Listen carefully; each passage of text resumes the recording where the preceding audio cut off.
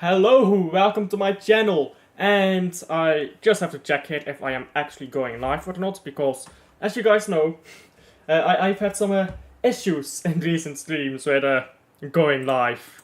I'm a professional YouTuber. Well, I'm not. I don't make money, but I'm an experienced YouTuber. I promise you.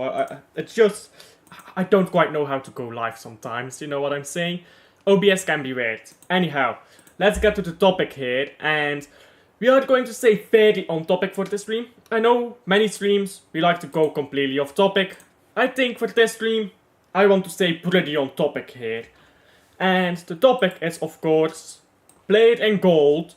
Julian Alvarez has joined Atletico Madrid. It's official, he is gone. Arrivederci. Bye bye. Now, I loved Julian Alvarez. Or well, loved. He didn't die. I love Julian Alvarez. But he was never going to work at Man City. And here is why. Julian Alvarez was never an all-round striker. There's this idea that he's like a good passer and a good dribbler. Haaland has better technical ability than Alvarez. He has better technical... Yes, look at him at Dortmund. Alvarez is not doing the same things Haaland did at Dortmund. He quite frankly isn't. And the only reason you don't see Haaland's technical level is because Man City play in a way that we don't require it of him. Because we want him to be a poacher. That's what he's so good at. Haaland has a lot of tech, nowhere near the levels of Mbappe or the likes, but you can see the goal that he scored this season. And I can't remember who it was against. The goal that he went in the air, took it down, and then shot with his left foot. Can't remember. I believe it was Wolves, but I could be wrong there. Haaland has a lot of technical ability. Alvarez was never getting ahead of Haaland in technical ability or in passing, which Haaland has improved in so much. So what does he get ahead in over Haaland? There's quite frankly nothing. There is nothing to Alvarez's game that he gets in ahead of Haaland. Okay, that's fine, he's a backup. Correct, great, he's a backup. So he's too good to be just a bench player. So let's find a way to get him in the team. Maybe left... Oh, no. Savio is coming in for the left wing. We have Grealish on the left wing already, if I can find him somewhere over here. So he's not getting in at the left wing, and Doku can play left wing as well. So can Oscar Bob. Okay, so you're telling me that Alvarez is getting in on left wing? Obviously not. So let's see then. On the other side of the pitch. Okay, who plays on this side of the pitch? Well, believe it or not, Bernardo Silva, Oscar Bob as well, and Doku as well. Obviously, no way that Alvarez gets into this team. Just no way, doesn't exist. That is unfortunate for Alvarez because I think he's really good. He just can't get into the team. Why keep somebody around if he won't have game time, you know? He's too good to be a bench player. And Alvarez was of the same opinion. So he left the club. But we must replace him. And now you're like, wait. I might be contradicting myself here. You've noticed something. I am saying he's not good enough to get into the team, but we have to replace him. Why? Because Alvarez was still playing games. He was taking up minutes. Those minutes have to be replaced. Obviously, I'm expecting Oscar Bob to get a lot more minutes this season. I think those minutes come at the expense of Bernardo Silva and of Grealish, if I can find him somewhere in here. It's not gonna be at the expense of Alvarez. So we need somebody to come in and take those minutes from Alvarez. This is where the main subject of the stream starts. So, Alvarez, thank you for your service, you were great, but now you have to go. Bye. Who do we get as a replacement for Alvarez? What works best for Manchester City? And you obviously don't pay too much mind on Bruno Guimaraes. That can be any defensive midfielder in the market. And then Olmo, that can be Jutla. We can get Verlan Jutla. We can get, I don't know, whatever attacking midfielder that can play as a false 9, right? Don't get too hung up on the players. Worry more about the profile rather than the player. So, with that said, there's 4 options that we can take here. Well, there's more, but there's 4 main options that we can take here now that Alvarez is leaving. The first option I would consider is, great, you now have 70 million, 80 million, something like that, in the bag, right? 80 million pounds, I believe, or the euros, I don't remember which. We can go buy Bruno Guimaraes now. 100 million, 80% covered. Great. We could do that. That's the first option. Or we could promote O'Reilly. And I'll get more into depth about that. But here's the thing. We have McAtee and O'Reilly. We also have Perone in the academy. Perone allegedly wants to go on a loan, so you might not have to worry about Perone. He might have made that decision for us. So, let's say we promote O'Reilly. The benefits are he's free, and that saves up money to spend on another player. Let's say we promote both O'Reilly and McAtee. Now, you know my opinion on McAtee if you're a regular viewer of the channel. I don't like McAtee, I think he's very overrated. But again, McAtee, he can play this attacking midfield role and he can play as a false 9. Okay, now you don't have to buy any players. Maybe you can spend that money next year on Florian Wirtz if he is leaving Bayer Leverkusen then. So these are the options that I'm really going to talk about here. Do we buy a replacement for Alvarez or do we promote one from the academy? And I think we do both. I believe we promote O'Reilly and we buy either or of Bruno Guimaraes and Daniel Olmo. I'm not a big fan of McAtee, like I'm not gonna repeat myself, I'm just not a big fan of him. I think he's a good player, just not good enough for Manchester City. Not good enough for Man City, it's that simple. Now, with those options considered, these are our 3 main options then. If I can select this. I want to remove this, there you go. These are our 3 main options, right? Daniel Olmo, O'Reilly, Bruno Guimaraes. Great. Let's say, who do we want to talk about first here? I think, because we're gonna get 2 of these players, I believe, let's go with O'Reilly. I think that's the most interesting. And Bruno Guimaraes at the same time, because that's the most interesting conversation. And now you might think, hold up. Both of these players would be the Rodri backup, the Rodri cover, whatever you call it. Now who is going to play in De Bruyne's place? Who is going to play De Bruyne's minutes? O'Reilly is, and Bruno Guimaraes are. And this is where it gets really interesting in my opinion. And this is something very fun you can experiment with these players. O'Reilly is very capable of playing high up the pitch. If you guys have ever watched Manchester City's academy, I don't know how much of you guys like watch the academy.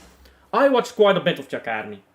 O'Reilly is absolutely terrific at that advanced role. Now I know academy level, professional level, huge gap. I know, don't worry. But O'Reilly can play that higher position. He can also play that deeper position. Bruno Guimaraes can play the Rodri role, as I like to call it, and he can play more as an 8 or as a 10. He can play as a 10, but I think he's better as an 8 or a 6. How do they work together? Let's say we're playing against a newly promoted team. Who got promoted again? Leicester got promoted, so let's say you are playing against Leicester City, right? We're gonna rest some players. Rodri doesn't play. Why would you play Rodri against Leicester? Foden doesn't play. You don't need to play your best players against Leicester. And then we have like a team like this. Don't worry about the players. Like Guardiola and stuff won't play, but let's imagine this, right? O'Reilly and old Bob have played together a lot. They know each other's game. O'Reilly will be able to link up very well with Oscar Bob. And again, he can play that higher role. Bruno Guimaraes will be able to give Rodri that rest he needs.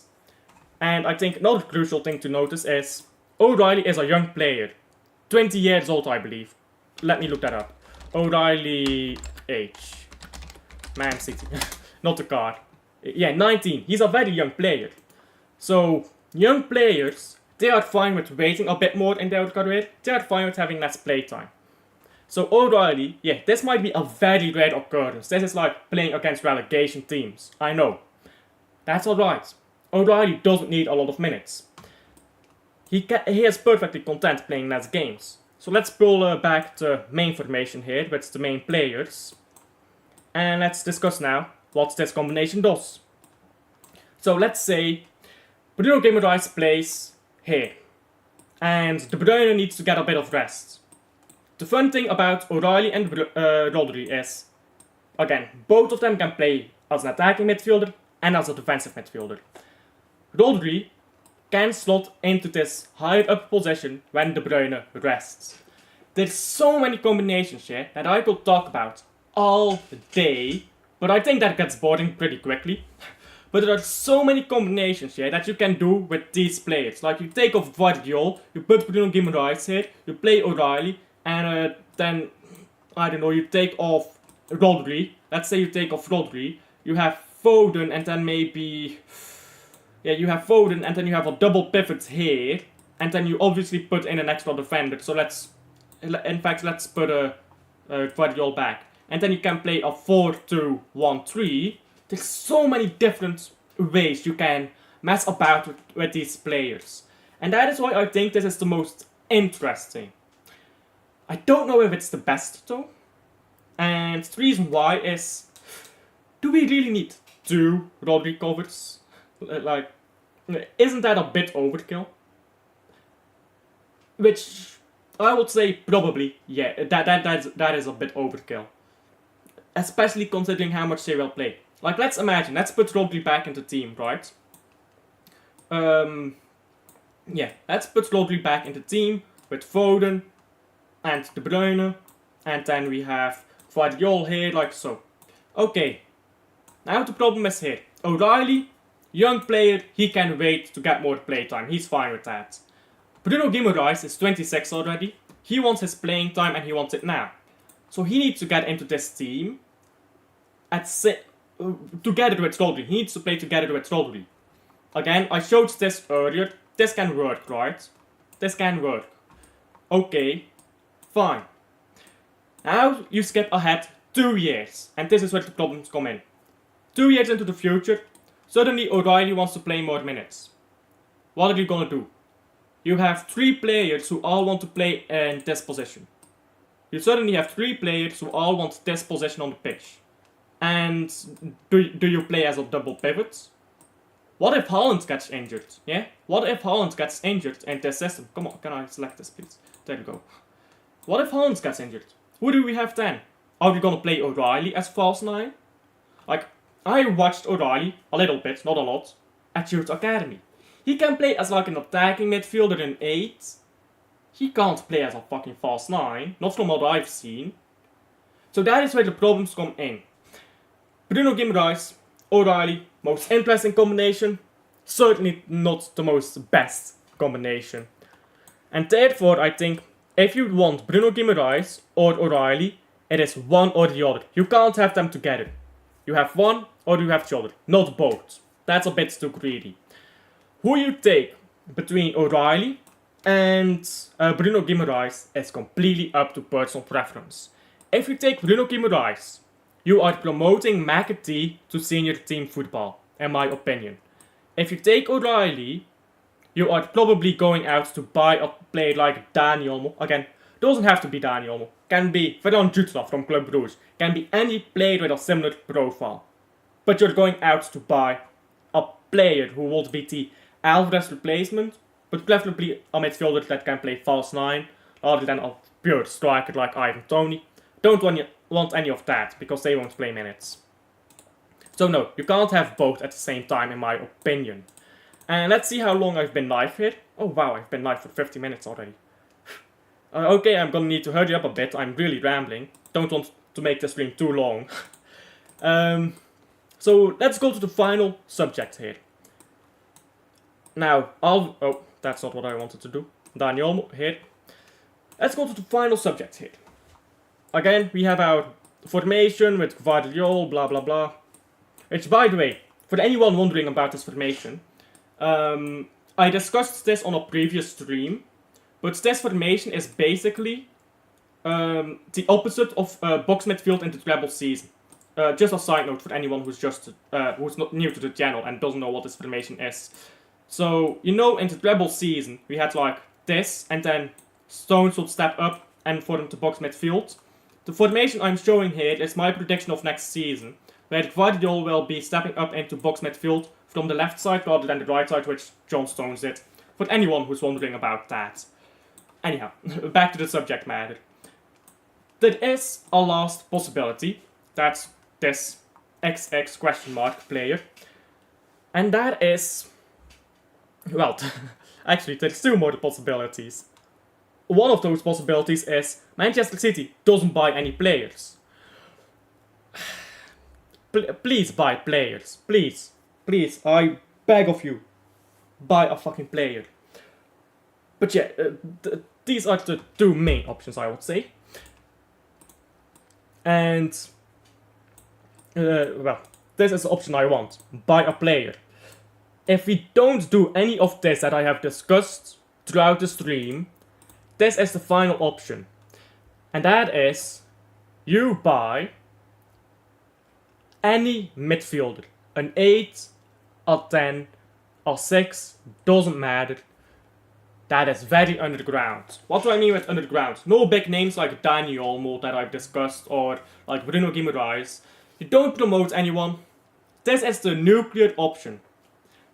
You go buy a random midfielder, you throw him into the fray and you say, let's see how you do. Now, I don't mean a random midfielder as in a midfielder from like League 1. I mean a random midfielder in a top league. Maybe Fabian Ruiz. Maybe. Can play higher up the pitch, can play deeper up in the pitch and next to Rodri. Would both work. Now, I don't know who that player would be. I don't know what the system would be. And that is why I include him. This XX player. We don't know what Pep Guardiola and Man City's board is thinking right now. We simply don't. There is only one thing that I am 100% certain. Pep Guardiola said, we do not buy unless we sell. We have sold, are we going to buy? Chat was very dead in this stream. Well, let me show my full face again here. There we go. I'm not sure. I'm not sure about that last thing, and that is the point. Pep Guardiola can very easily throw a wrench into everything we are thinking and just do something crazy. He does that sometimes. Pep Guardiola, we don't know what you are thinking, but I like to trust Pep Guardiola. I don't trust him right now, actually, because he completely flopped last season. Like, we won the 4th beat, Pep Guardiola flopped. The 4th beat was the bare minimum that season. But I won't get into that. That's off topic. And I promise I'd stay on topic this stream. So yeah, that's my opinion on a bit of everything. And now to close off the stream. A bit dead the stream today. And let me talk actually. These streams here, you guys, like my watch along streams, get way better viewership, right? My watch alongs get... Some watch-alongs get thousands of views. Like my most recent watch-along was like 1,000 views. The one before that was 2,000 views. And there's always activity in the chat here. So if there's anyone in chat right now, I know there are 2 people watching, who watch my watch-alongs and who don't regularly watch my normal live streams. Why is that? Like, is it just that this is not interesting? If these live streams are not interesting to you people, I will simply stop doing them and focus on doing some different type of content. Is it because the live streams are hosted at the wrong time? And of course, comment down below as well, if you're watching this on replay. Is it that you missed the live streams or stuff like that? Tell me down below, it really helps to get that type of feedback, yeah? Of why don't people watch these while I'm streaming? Because the hope is I can build a community and I can interact with my stream a bit. So far, sometimes it happens, sometimes it doesn't. But anyhow, I'm not blaming you guys, by the way, obviously. I'm just wondering why. Because if you guys are not interested in these type of live streams, then obviously I'm gonna stop doing them, isn't it? That is my opinion on Julian Alvarez leaving and what we can do to replace him and stuff like that. So yeah, thank you guys for watching to the end. Bit dead today, the chat. This was a very random hour. I guess I'll do on the normal later hours that I stream next time. Thank you for sticking around to the end. Please like and subscribe if you're new around here, and I'll see you guys on the next one. Bye.